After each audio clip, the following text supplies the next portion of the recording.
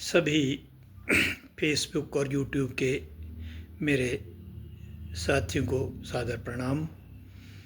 मित्रों, आज मैं बहुत ही एक ऐसे विषय जो बिल्कुल नितांत पर्सनल है उसके विषय में आपके सामने उपस्थित हुआ हूँ।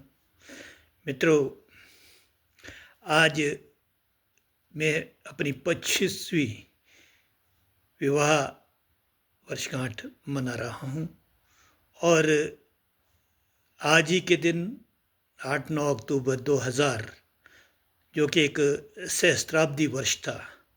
100-200 तो सभी होते होंगे, लेकिन मेरा विवाह 2009 अक्टूबर को संपन्न हुआ था और आज मैं अपना 25वां सालगिरह मना रहा हूँ। मैं इस अवसर पर अपने इष्ट भगवती माता महादेव को प्रणाम करता हूँ और प्रणाम करता हूँ अपने माता पिता को। पिताजी तो बाहर रहते थे, लेकिन सब जो हमारे पास मेरे पास जो दिया हुआ है, जो भी मेरे पास जानकारियाँ हैं, जो कुछ भी है वो सब मेरी माँ का है। सारा जीवन माँ के लिए समर्पित रहा है। माँ ने अपना सारा जीवन अपने बच्चों के लिए समर्पित किया। माँ शिक्षिका थी और मुझे गर्व महसूस होता है आज के दिन कि मैंने ऐसी माँ की कोख से जन्म लिया जिसने पूरे जीवन काल में कभी भी हमें बुराई की तरफ नहीं ले गया। उन्होंने हमेशा ही हमें जो है अच्छाई का पाठ पढ़ाया और साथ ही साथ मेरी माता ने किसी भी व्यक्ति की बुराई मेरे जीवन काल में मेरे सामने नहीं की। चाहे वो भाई बंधु हों, चाहे गांव वासी हो, चाहे कोई अन्य हो, हमेशा उनने आगे बढ़ने को प्रेरित किया और हमेशा बड़े बड़े लोगों की बातें किया करती थी, महापुरुषों की बातें किया करती थी और हमेशा अच्छाई में रहने की सीख दिया करती थी। इन विशेष परिस्थितियों में अपनी कोशिश की कि अपने जीवन को अच्छा बनाने की कोशिश की और साथ ही साथ एक बात विशेष तौर पर कहना चाहता हूँ, उन्होंने जो है ऊंच नीच, छुआछूत, जात पात की मानसिकता कभी नहीं दी। वो सबको बराबर समझती थी। बहुत लंबा शिक्षा काल रहा उनका और उनने सब बच्चों को एक बराबर प्रेम किया। अपने बच्चों को कभी भी घर में ये ज्ञान नहीं दिया। ये ज्ञान बहुत सारे लोग अपने ज्ञान घर में बांटते होंगे, वो जो है बच्चों को जो है ऊंच नीच की बात करते होंगे, तभी समाज में जो है विसंगतियाँ पैदा होती है, जिसके मैं विरुद्ध रहा हूँ। इसलिए मैं आज अपनी माँ को याद करता हूँ, माँ भगवती को याद करता हूँ, महादेव को याद करता हूँ और विवाह के संबंध में कुछ बातें आपके साथ शेयर करना चाहता हूँ। अब भारत जो हिंदू संस्कृति है, इसमें प्राचीन काल में भी 8 विवाह का जिक्र था। 8 प्रकार के विवाह थे और हमारे समाज में भी 8 प्रकार के विवाह अभी भी प्रचलित है और जिनमें आप कई तरह के विवाह है। ब्राह्मण विवाह है, प्रजापत्य विवाह है, गंधर्व विवाह है, आपके असुर विवाह है, पिशाच विवाह है, ये सारे विवाह है। लेकिन हमने जो विवाह हुआ वो ब्रह्म विवाह से हुआ। ब्रह्म विवाह का मतलब है एक प्रकार से विधिवत वैदिक तरीकों से विवाह संपन्न हुआ और जब जन्म टीप पंडित मनाते थे। मैं नास्तिक भी नहीं हूँ, बहुत बड़ा आस्तिक हूँ, लेकिन रूढ़िवादी विचारधाराओं का विरोधी हूँ। 4 ग्रह मिलते थे, तो मेरी जो धर्मपत्नी रही उसको मैं बचपन से काफ़ी पहले से जानता था, कोई बातचीत कभी हुई नहीं, लेकिन 4 थे, मन में फिर था। एक एज बहुत हो गई थी, बहुत समय अपना जीवन काल मैंने पढ़ाई में ही लगा दिया और साथ ही साथ कुछ ऐसी संगति बीच में पड़ी कि मेरा जीवन का बहुत बड़ा कुसंगति में चला गया। 4 साल कुसंगति क्या कहें, मेरे मानसिक संतुलन की हम बात करें तो हम अच्छे विचार होते हुए भी जो है कुसंगति में चले गए, जिसके कारण 4-5 साल वैसे निकल गए, तो बहुत बड़ा समय हो चुका था। तो जैसे ही और 1999 का जो कमीशन आया, Himachal Pradesh public service commission का, क्लास 2 की भर्ती थी लेक्चर की, उसमें मैं कमीशन से पास होकर उस वक्त मैं बैंक में नौकरी कर रहा था। उस वक्त मैं 2000 में मैं 99 के कमीशन से निकल कर हिस्ट्री के प्रवक्ता के रूप में जो है मैं नौकरी में लग गया था। और तब मैंने ये सोचा कि अब एज बहुत हो चुकी है, तो मुझे जिससे विवाह करना है उससे ही करूँगा। लेकिन साथियों, मैं अपनी पर्सनल बातें आप शेयर करना चाहता हूँ। मैंने अपनी पत्नी से अपनी शादी तक कभी कोई बात नहीं की, ना कभी मिला, ना कोई बात की। उसके बाद जब विवाह हुआ, विवाह के 25 साल कैसे गुजर गए ये पता ही नहीं चला। जो मुझे साथ चाहिए था उसी तरह का साथ मिला। मैंने अब माँ के आचरण को माँ के जीवन के जो हमें जो सुझाव दिए गए थे, जो बातें कही गई थी, उसी पर मैं जीवन में चलता रहा।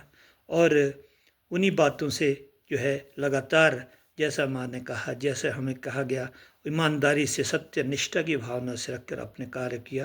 पहले अपने घर के क्षेत्र में मैंने ईमानदारी से काम किया, और जहाँ जहाँ भी मुझे बोला जाता था, चाहे कहीं बोला जाता था जाने, तो वहाँ जाता था, काम करता था, अपने आप अपने हाथों से काम करता था।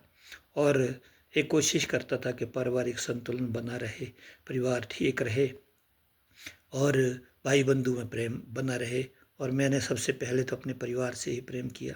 मेरे लिए अपना परिवार ही सब कुछ है। मेरे भाई मेरे सबसे इम्पोर्टेंट है, फिर मेरा गांव है जहाँ मैं रहता हूँ, फिर क्षेत्र आता है। सबसे ईमानदारी और सच्चाई के बल पर प्रेम किया। समाज में आप देख सकते हैं कि समाज में बहुत विसंगतियाँ हैं। हर कोई एक दूसरे को नीचा दिखाने के लिए हमेशा तत्पर रहता है। जो भी बातें आप समाज में करते हैं उसका पतंगड़ बना दिया जाता है। मैं इस तरह की बात आपके साथ शेयर कर रहा हूँ तो उसको भी कई लोग गलत ढंग से पेश करते हैं, लेकिन मेरी इच्छा है कि मैं अपनी बातें करता रहूँगा। जीवन काल में जो पाया है उसको भी शेयर करूँगा। कोशिश कर रहा हूँ कि भी एक कोई इंस्टीट्यूट खोलूँ जिसके माध्यम से बच्चों को जो जानकारियाँ मेरे पास है उनको शेयर करूँ। लेकिन इसके माध्यम से भी मुझे अपने दिल की गुबार निकालने का मौका मिलता है। मैं राजनीतिक व्यवस्था का समर्थक हूँ, राष्ट्रवादी हूँ। राष्ट्रवादी होना गर्व की बात है। मैं जब राष्ट्रवादी हूँ तो मैं गर्व महसूस करता हूँ। मेरे अंदर कोई झूठ नहीं है, कोई मैंने शायद ही कभी जीवन में झूठ बोला हो। झूठ बोलने का अवसर जब आता है, कभी ऐसी स्थिति आती है कि बहुत ही विकट स्थिति होती, तब झूठ बोला जाता है। तो बाकी तो सच्चाई ईमानदारी के मार्ग पर चले। साथ साथ ऐसा मिला कि 25 साल का पता ही नहीं चला। और मैं तो इतने गर्व से अपने आप को कहता हूँ कि मुझे तो देने की ज़रूरत ही कुछ नहीं पड़ी। पूरे जीवन काल मैंने अपने जीवन में एक पैसा अपनी पत्नी के लिए खर्च नहीं किया। वो भी शिक्षिका है, अपनी ईमानदारी से काम करती है। मुझे अच्छा लगता है जब वो ईमानदारी से बहुत कठिन परिश्रम करती है, घर में भी अपना काम करती है, तो मुझे अच्छा लगता है। और इस बात का मुझे बहुत अच्छा लगता है कि माँ के जाने के बाद और माँ के समय के बाद माँ मुझे जो सहारा मिला वो भी वैसा ही सहारा मिला जैसा माँ का था। मेरी पत्नी ने कभी मुझे एक भी शब्द किसी के लिए बुराई करने नहीं दी। जब मैं गुस्सा होता था, गुस्सा मेरा स्वभाव था, गुस्सा करता था, तब वो मुझे कहती थी कि भाई आप किसी की बुराई ना करो, निंदा ना करो, किसी के बारे में क्यों बोलना। और कभी भी उसने मेरे जीवन में जो अपने बेटे के लिए मेरे साथ अर्नव रहता था। मेरा बेटा तो चंडीगढ़ में है, वो भी रहता था। हमने कभी ना ऊंच नीच की बात की, ना जात पात की बात की। घर के सबके दरवाजे हमारे लिए, हमारे घर के हमेशा खुले रहते हैं। हमने कभी बात नहीं की। मैं तो इसका बहुत ही विरोधी रहा हूँ।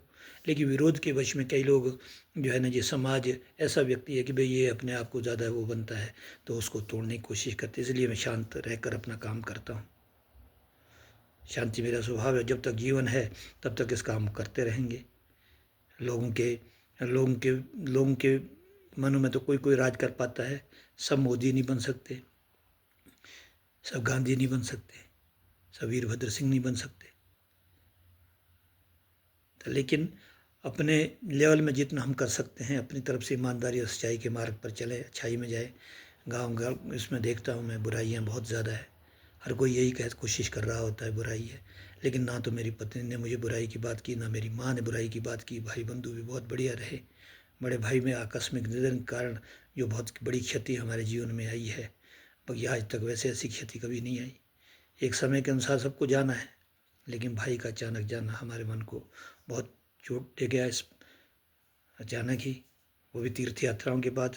तो भगवान तो उनकी आत्मा को शांति दे, क्योंकि उनका जीवन भी अच्छाई में ही चला रहा। हमारे लिए तो पिता का स्थान था उनका, लेकिन वो चले गए आकस्मिक। जाना सबको है, हम भी कोई ये नहीं कहते। लेकिन 25 साल तक तो मैंने तो कभी शेयर नहीं किया कि भाई मेरी भी कभी एम्बुलेंस थी। मेरे को तो पता ही नहीं होता, मैं तो ऐसा आदमी हूँ। आज ये सुबह बोलती है कि भाई ऐसे ऐसे है। वैसे तो 8 तारीख होनी चाहिए, लेकिन चलो 9 तारीख को जिस दिन हमारे घर में मेरी पत्नी का आगमन हुआ, इसीलिए मैं आज के दिन इसी को इसको समझता हूँ, इसको सेलिब्रेट करो। सेलिब्रेशन तो कभी हुई नहीं, ना तो दिया कोई, ना बात हुई, लेकिन जो मानसिक रूप से आपस का तालमेल था, पति पत्नी का जो रिश्ता है बहुत बड़ा रिश्ता है। यही रिश्ता है जब एक एक 11 होते, एक एक 2 नहीं होते, एक एक 11 होते हैं। अगर आपको पत्नी अच्छी मिले, पत्नी अच्छी मिलने के लिए सबसे पहली बात तो ये है कि पत्नी की इज्जत करना। वो आपको, हमारे हिंदू समाज में, हम तो छोटे लोग हैं, हमारे हिंदू समाज में जो पत्नी जब घर आती है तो लक्ष्मी का रूप होती है। वो दूसरे अपने माता पिता के घर को छोड़ कर आती है। जब वो माता पिता के घर को छोड़ कर आती है तो माता पिता के घर को उनने आपके लिए छोड़ दिया है, आपके जीवन के लिए छोड़ दिया, तो आपको उसकी इज़्ज़त करनी पड़ेगी। अगर आप उनके माता पिता की इज़्ज़त करोगे, अपनी पत्नी की इज़्ज़त करोगे, तभी वो आपके माता पिता की इज़्ज़त करेगी, आपकी इज़्ज़त करेगी, आपकी कई गुना इज़्ज़त करेगी। अगर आप, ये तो गिव एंड टेक के रिलेशंस हैं, आप जैसा आप करोगे वैसा करो। अगर आपका संतुलन मानसिक, आपका गृहस्थ जीवन संपन्न है, खुश है, तो आप मानसिक रूप से परिपक्व है। आप जो है जितनी भी उम्र हो जाए, लेकिन आपके अंदर जो है ना जी, जीवन को जीने की लालसा बनी रहती है। ऐसी ही लालसा हमेशा बनी रहती है। बहुत जो है ना कोशिश मेरी करते हैं, जो भी मैं करता हूँ मेरी बात का हमेशा समर्थन रहता है। गलत करूँ, ठीक करूँ, अगर गलत भी हो रहा हूँ तो वो बता दिया जाता है कि भाई आप इस मामले में गलत है, आप रहने दीजिए। पूछ के सारे काम करने पड़ते हैं। तो मतलब कुल मिलाकर मैं ये कहना चाहता हूँ कि दाम्पत्य जीवन अगर अच्छा है, आपके बीच का तालमेल अच्छा है, तो आप एक सुखी जीवन जी रहे हो। क्योंकि बाहर के लोग तो, समाज जो है ना किसी का नहीं होता। समाज में तो आप जितना भी करो, तो जितने अच्छे भी किए हैं वो भी उसके विरुद्ध में बात करते हैं। कोई अच्छी बात आप शायद ही कोई करे। कोई अच्छे अच्छे लोग होते हैं, वो इस चक्कर में पड़ते नहीं है कौन क्या कर रहा है। जिसने बुराई करनी है वो तो हमेशा बुराई कर रहा है। बुराई में तो आपको पीठ के पीछे कई डसरे होते हैं, अपने ही बंदे। तो क्या करना, इस चीज़ से आगे निकलना पड़ता है। अगर आपका घर का जीवन ठीक है, आपके माता पिता ठीक है, आपका परिवार ठीक है, आपकी पत्नी और पति पत्नी के बीच संबंध ठीक है, आप ऊंच नीच गाली गलौच नहीं करते, ऊंच नीच नहीं बात करते, तो निश्चित तौर पर आपका जीवन सफल माना जाएगा। 25 साल गुजर गए, मृत्यु का तो कोई भरोसा नहीं है कब आ जाए। जैसे हमारे भाई गए हैं, लेकिन जब मैंने शादी की थी, एक बहुत काफ़ी मैच्योर एज में, 34 हो गई थी मेरी, 34 के बाद की थी। तो तब जो है ना मुझे ऐसा लगता था कि शारीरिक रूप से मैं जो है ना बहुत बीमार जैसा हूँ, बीपी कोई बढ़ा हुआ है, कोई कुछ है, कोई कुछ है, ऐसी समस्या रहती, बल्कि चिंता रहती थी। आत्म एक प्रकार से विश्वास नहीं था। मुझे ऐसा लगता था कि आज देखो, क्या पता लगता कब आदमी के लिए जो है ना जी, कब उसका आखिरी दिन आ जाए। लेकिन आते आते 25 साल हो गए। 25 साल से जीवन में 25, मैं तो अपने आप को खुशकिस्मत महसूस करता हूँ कि हमने अपने जीवन के 25 साल बनाए। तो मैं भगवान से बस यही दुआ करता हूँ, ये प्रार्थना करता हूँ, हे प्रभु मुझ में इतनी शक्ति देना कि मैं किसी की बुराई ना करूँ, किसी का विरोध ना करूँ, और अपने कार्य करते हुए अपनी मंजिल, जो मेरी मंजिल है राष्ट्रवाद की, राष्ट्र प्रेम की, उसमें सफलता प्राप्त करूं और उसी में अपने आप को लगाए रखूं और अपने जीवन को उसी में समर्पित करूं। और किसी के लिए जीवन में बुरा ना हो, जो भी हो मेरे पास देने के लिए हो। मैं जो है ना जी ऐसे ही जीऊँ सिंपल में। और साथ ही साथ मैं अपने सभी देशवासियों से भी अपील करूंगा कि राष्ट्र के लिए जियो, ऊंच नीच भेदभाव के बंधन से मुक्त होकर एक अच्छे जीवन के लिए जियो। भारत विकट स्थितियों से गुजर रहा है, समाज को तोड़ने के बहुत प्रयास हो रहे हैं, कहीं धर्म के नाम पर, कहीं ऊंच नीच जात पात के नाम पर। जब धर्म के नाम पर तोड़ने के प्रयास विफल हो गए, अब समाज को ऊंच नीच जात पात के नाम पर तोड़ा। मैं तो यही कामना करूंगा, हे प्रभु इन नेताओं को सद्बुद्धि दे, ये मिलकर बैठें और इस जात पात को जड़ से समाप्त करने के लिए प्रयास करें, और इसी प्रयास में मुझे भी सफलता प्रदान करें। ऐसी मैं भगवान से आशा रखूँ, इसी में महामाया अपनी माँ से आशा रखूँगा। इन्हीं शब्दों के साथ आप सभी को धन्यवाद जो मेरी बात को सुनते हैं। मेरा एक चैनल है यूट्यूब का, देश प्रेम विद प्रदीप। मैं कोई पैसे के लिए चैनल नहीं बनाया, मैंने तो सिर्फ अपने विचार रखने के लिए चैनल बनाया है। अगर आएगा भी इसमें कभी जीवन में पैसा, तो उसको भी मैं समाज के हित के लिए लगाऊंगा, ये मेरा सबसे वादा है। देश प्रेम विद प्रदीप, इसको सब्सक्राइब कीजिए और देखिए कि भाई कोई छोटी मोटी जानकारी मैं आप पास दे सकता हूँ। हमारे पास कितना ज्ञान होता है, जितना भी ज्ञान होता है उसको मैं आपसे शेयर करता हूँ। कई लोग मेरा बुरा मानते हैं कि भाई राजनीतिक बात करता, तो राजनीतिक बात तो इसलिए करता हूँ कि मोदी का मैं बहुत अच्छा मानने वाला हूँ, क्योंकि वो राष्ट्रवादी है, मैं स्वयं भी राष्ट्रवादी हूँ। तो राष्ट्रवाद, अगर कोई दूसरा नेता राष्ट्रवादी हो उसका साथ भी हम देंगे, उसको भी हम देखेंगे। अगर भारत माता के लिए उसका जीवन समर्पित रहेगा तो हम उसके लिए भी उतना ही प्रयासरत रहेंगे जितना मोदी जी के लिए रहते हैं, महात्मा गांधी जी के लिए रहते हैं। यहाँ राजा वीरभद्र सिंह जी थे, यहाँ और भी अन्य नेता है, कांग्रेस में बहुत नेता है जिनके लिए हमारा जीवन जो है ना, जिनको मैं अच्छा मानता हूँ, उनके मैं जो है ना आदर भी करता हूँ। हाँ, इसी तरह से जो है ना जी आगे जो है ना जी अपना कार्यक्रम करता रहूं, और आपके आशीर्वाद से और जीवन में जो है ना जी मेरे जीवन में और भी ऐसे दिन देखने को मिले। आपका बहुत बहुत धन्यवाद।